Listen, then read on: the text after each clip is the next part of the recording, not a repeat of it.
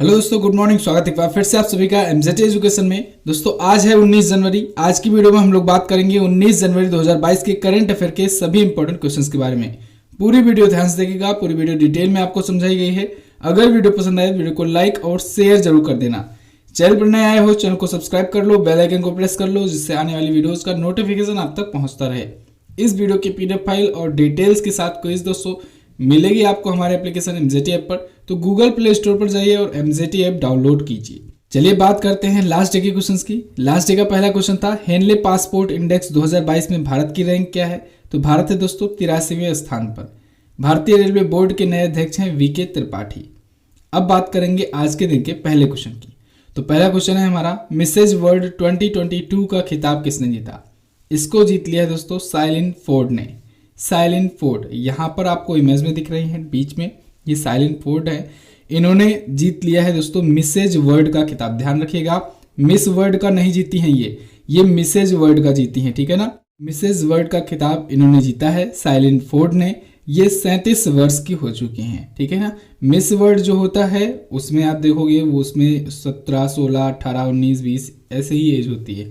ये Mrs world है मतलब शादीशुदा वालों के लिए, ठीक है। यहाँ पर देखिए उप विजेता कौन रही। तो यहाँ पर दोस्तों जॉर्डन की जैकलिन स्टैम्प और यूएई की देवांजलि कामस्त्राद रही।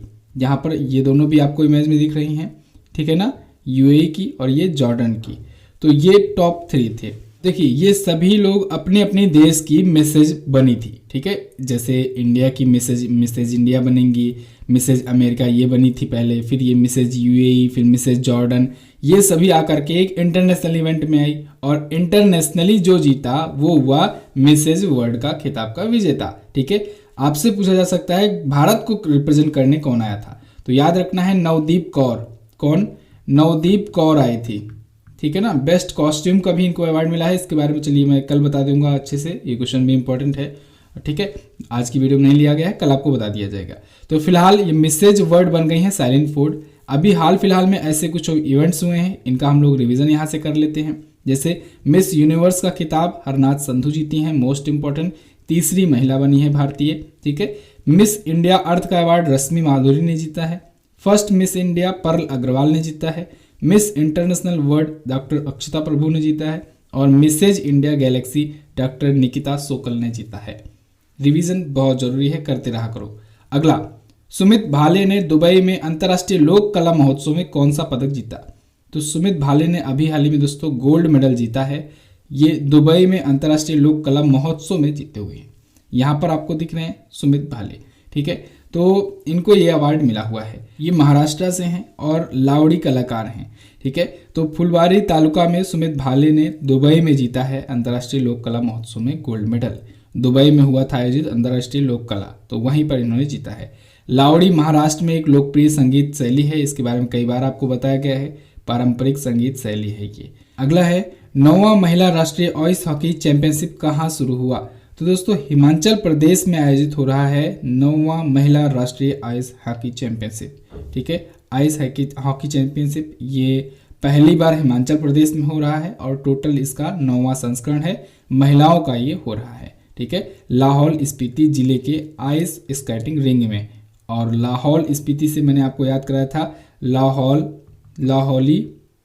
लाहौली दस्तानों और जुराब को दिया गया जीआई टैग। लाहौली दस्तानों और जुराब को दिया गया था जीआई टैग, ठीक है ना। तो जीआई टैग दिया गया था और जीआई टैग पर मैंने आपको कल ही वीडियो दी हुई है। कल रात वाली वीडियो जीआई टैग और समिट पर थी। तो जिन्होंने नहीं देखा है वीडियो, कल रात की जो करंट अफेयर्स होते हैं जाइए चैनल पर जरूर देखिए। डेली इवनिंग में, डेली इवनिंग कहें चाहे रात कहें, 9 बजे दोस्तों लाइव आता हूं और लाइव पर आपको पढ़ाया जाता है एक एक टॉपिक। करंट अफेयर का रिवीजन बहुत ही अच्छे तरीके से चल रहा है, बहुत सारे टॉपिक्स हो चुके हैं, आप जुड़िए उससे, ठीक है ना।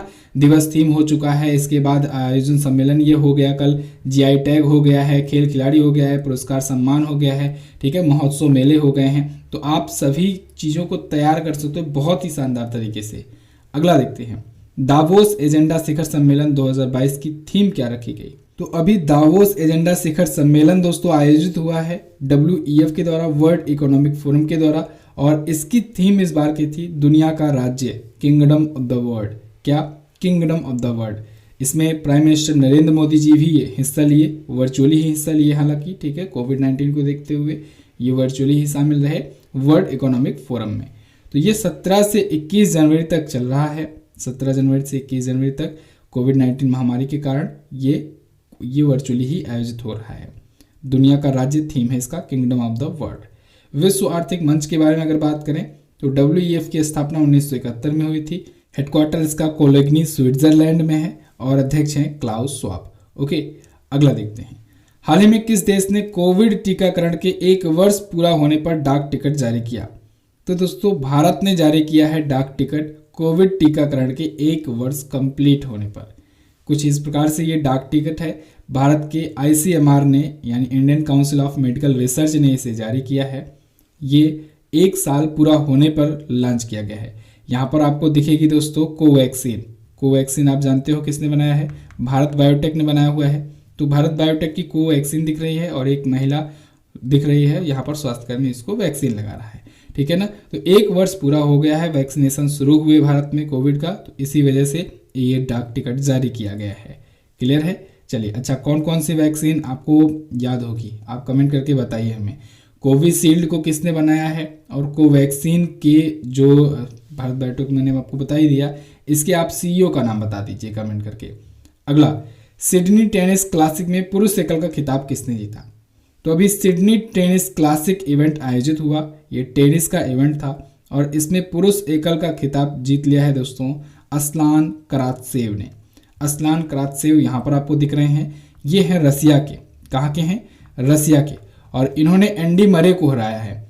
एंडी मरे को हराया हुआ है और एंडी मरे कहाँ के हैं? ब्रिटेन के हैं। तो इन्होंने जीत लिया है। इसके अलावा महिला कैटेगरी में देखिए इन्होंने जीता है पाउला बडोसा ने। पाउला बडोसा कहाँ की हैं? ये स्पेन की हैं, ठीक है ना। और इन्होंने बाराबोआ क्रेजिकोवा को हराया है। बाराबोआ क्रेजिकोवा के बारे में मैंने आपको बताया था कि उन्होंने एक ग्रैंड स्लैम जीता पिछली बार। कौन सा वाला ग्रैंड स्लैम जीता? इन्होंने जीता फ्रेंच ओपन, ठीक है, फ्रेंच ओपन जीता था बाराबोआ क्रेजिकोवा ने। और विंबलडन ओपन किसने जीता था? Ashleigh Barty. नाओमी ओसाका ने ऑस्ट्रेलियन ओपन और एम्मा रादुकानु ने US ओपन जीता था महिलाओं में। पुरुष डबल्स में यहाँ पर आ जाते हैं तो इसमें जॉन पियर्स जीते हुए हैं, ऑस्ट्रेलिया के हैं। फिलिप पोलसेक जीते हैं, स्लोवाकिया के हैं। विमेंस डबल्स में अगर बात करें तो एना डालिना कजाकिस्तान की और बीट्रीज हेडाड माया ब्राजील की, इन दोनों की जोड़ी ने जीता हुआ है।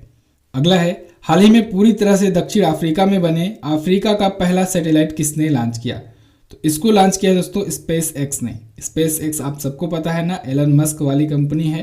तो इसी स्पेस एक्स कंपनी ने दोस्तों दक्षिण अफ्रीका में पूरी तरीके से स्वदेशी रूप से बनाए गए सैटेलाइट को लॉन्च किया है। एक्चुअली में स्पेस एक्स ने टोटल 105 सैटेलाइट को लॉन्च किए भी, और 105 में से 3 जो था ना ये अफ्रीका का था। और ये 3 अफ्रीका का ऐसा सैटेलाइट था जो पूरी तरीके से वहाँ के अफ्रीका महाद्वीप के ही देशों के द्वारा बनाया गया था, यानी किसी भी बाहरी देश की सहायता नहीं ली गई थी। तो ये समझ लो कि जैसे होता नहीं कि पूरी तरीके से देश में विकसित, जैसे भारत में हम लोग कहते हैं स्वदेशी रूप से विकसित, ऐसे ही स्वदेशी रूप से ये भी विकसित है।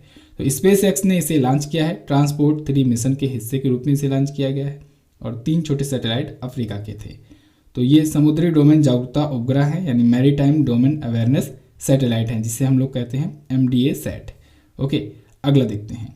अच्छा, लेखपाल के बैच के बारे में आपको बताना चाहूँगा। 749 रुपये का बैच है, लेकिन आपको 749 नहीं पे कर देना है। आपको यूज करना है कूपन कोड SUMIT33। अगर आप ये सुमित 33 कूपन कोड यूज करते हैं तो यही कोर्स आपको मिल जाएगा लगभग 500 रुपये में, ठीक है। भारी डिस्काउंट चल रहा है, 33% का डिस्काउंट चल रहा है, अभी लिमिटेड टाइम के लिए है। लगातार क्लासेस में आ रही हैं। इसके अलावा हर संडे आपको मॉक टेस्ट भी दिया जा रहा है, तो आप मॉक टेस्ट भी बिल्कुल फ्री में सॉल्व कर सकते हैं। मॉक टेस्ट तो सभी लोगों के लिए है, कोई भी व्यक्ति हो, आप यूपी लेखपाल का मॉक टेस्ट फ्री में आता है। हर एक वीक आप सॉल्व कर सकते हैं, बाद में भी सॉल्व कर सकते हैं। जैसे कि पुराने 2 मॉक टेस्ट जो हो चुके हैं 2 वीक में 2 संडे को, उसको भी जा करके आप सॉल्व कर सकते हैं, ठीक है ना। अपनी तैयारी को परखिए। ओके, अगला देखते हैं। हाल ही में वैश्विक जोखिम रिपोर्ट 2022 का कौन सा संस्करण आयोजित हुआ? तो अभी हाल ही में ग्लोबल रिस्क रिपोर्ट 2022 का दोस्तों 17वां संस्करण लॉन्च किया गया है। किसके द्वारा लॉन्च किया गया है? तो ये वर्ल्ड इकोनॉमिक फोरम के द्वारा लॉन्च किया गया है। WEF के द्वारा ही इसे भी लॉन्च किया गया है। हालांकि जो अभी दावोस समिट हुआ उससे पहले ही इसे लॉन्च कर दिया गया था। वर्ल्ड इकोनॉमिक फोरम के द्वारा। 17वां इस बार का ये सम्मेलन था, ग्लोबल रिस्क इंडेक्स, ठीक है ना। चलिए, तो इसमें कुछ बातें हैं जिसको आपको ध्यान रखना है। इसमें रैंकिंग बिल्कुल नहीं है, रैंक पर आप मत जाइएगा। 124 देशों के लिए इसने अपना अनुमान बताया है। इसने बताया है शॉर्ट टर्म में क्या क्या रिस्क हो सकते हैं, क्योंकि कोविड के बाद दोस्तों काफ़ी सारी चीज़ें बदली हुई हैं। तो इसने बाय द वे ये रिपोर्ट लॉन्च करने के लिए एसके ग्रुप और मार्क्समैन लेनिन का सहयोग लिया हुआ है।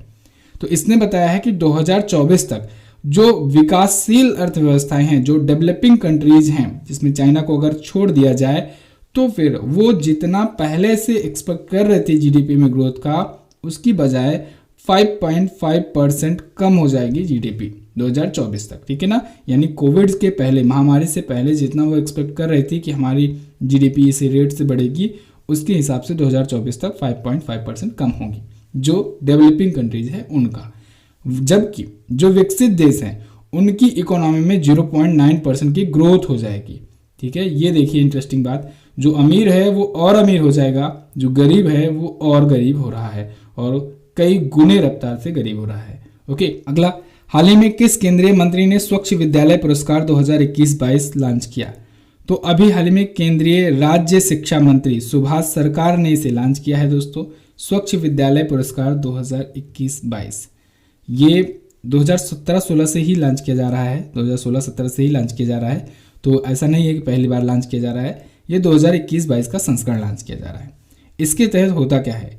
इसके तहत दोस्तों उन विद्यालयों को, उन स्कूलों को सिलेक्ट किया जाता है, उनको मान्यता दी जाती है जो भविष्य में अपने सुधार, साफ सफाई, ठीक है, या फिर एजुकेशन सिस्टम में बदलाव, इन सब पर फोकस करते हैं। अच्छी पढ़ाई करवाते हैं अपने स्कूल में, साफ सफाई रखवाते हैं, ठीक है ना, बाकी जो मानक होते हैं उनको पूरा रखते हैं, तो उनको सम्मानित किया जाता है उन स्कूलों को इस प्रकार से। तो स्वच्छ विद्यालय पुरस्कार दिया जाता है, पहली बार 2016-17 में दिया गया था। क्लियर है? तो अभी केंद्रीय राज्य शिक्षा मंत्री सुभाष सरकार जी ने इसे लॉन्च किया है। अगला, हाल ही में किस देश के पूर्व प्रधानमंत्री तोशिको कैफू का निधन हो गया? तो अभी हाल ही में दोस्तों जापान के पूर्व प्रधानमंत्री तोशिकी कैफू का निधन हो गया। तोशिकी कैफू यहाँ पर आपको इमेज में दिख रहे हैं, तो इनका निधन हो गया है अभी। ये जापान के पूर्व प्रधानमंत्री थे, 91 वर्ष की उम्र में इनका निधन हुआ। 1989 से 1991 तक ये प्राइम मिनिस्टर रहे जापान के। इन्हें फारस की खाड़ी में दोस्तों समुद्री आत्मरक्षा बल भेजने के लिए जाना जाता है। काफ़ी बड़ा, काफ़ी टफ डिसीजन था, ठीक है, जापान का, फारस की खाड़ी में ये भेजे हुए थे। तो जापान के पूर्व प्रधानमंत्री थे तोशिकी कैफू, इनका निधन हो गया है। जापान के प्रधानमंत्रियों में अगर बात करें तो एक प्रधानमंत्री का नाम अभी चर्चे में था, शिंजो अबे, ये भी पूर्व प्रधानमंत्री हैं। इनको भारत में पद्म विभूषण से सम्मानित किया गया, पद्म विभूषण से सम्मानित किया गया है, याद रखना है आपको, ठीक है ना, इंपॉर्टेंट है। अच्छा, कमेंट में बताइए जापान के वर्तमान में प्रधानमंत्री कौन है? अभी दोबारा से वो शपथ लिए हैं ना, 1 महीने के लिए बने थे लेकिन इस्तीफा दे दिए, फिर से चुनाव हुआ और दोबारा से शपथ लिए हैं। कमेंट करके बताइए आप उनका नाम। ओके, तो बस दोस्तों ये तो थे हमारे आज के दिन के टॉप 10 करंट अफेयर के क्वेश्चंस। आई होप आपको वीडियो पसंद आई होगी। पसंद आई है तो लाइक और शेयर कर दीजिए। हमारे पेड बैचेस भी हैं, इनको आप ले सकते हैं। यूपी लेखपाल बैच, यूपी खाकी बैच, या फिर इंडिविजुअल बैच बहुत सारे हैं, जैसे हिंदी, अंकगणित, सामान्य ज्ञान का, इकोनॉमी का, ठीक है, पॉलिटी का, बहुत सारे बैचेस हैं। सब पर चल रहा है 33% का डिस्काउंट ऑफर। आपको कूपन कोड यूज करना है SUMIT33, SUMIT33, capital letter without space. आपको MZT ऐप पर ये सारे कोर्सेज मिलेंगे। अगर कोई भी डाउट हो, कोई भी आपको सजेशन लेना है, तो आप इन नंबरों पर संपर्क कर सकते हैं व्हाट्सएप के थ्रू। तो आपको पूरी सहायता की जाएगी और जो भी तरीके होंगे वो आपको बताए जाएंगे। चलिए जाते जाते 2 क्वेश्चंस के आंसर देते जाइए। अडानी ग्रुप के संस्थापक कौन है और किस खिलाड़ी को ब्रिटिश अंपायर के सर्वोच्च रैंकिंग ऑर्डर पुरस्कार CBE से सम्मानित किया गया है? दोनों क्वेश्चंस के बारे में आपको जो पता हो डिटेल में जरूर आंसर करना। वीडियो कैसी लगी है आप ये भी कमेंट करके बताना। टेलीग्राम ग्रुप पर आपको नोटिफिकेशंस वगैरह मिलते हैं, तो आप इस ग्रुप को जरूर ज्वाइन कर लेना। चलिए बस फिलहाल मिलते हैं दोस्तों अगले दिन की वीडियो में, तब तक के लिए नमस्कार, जय हिंद, वंदे मातरम।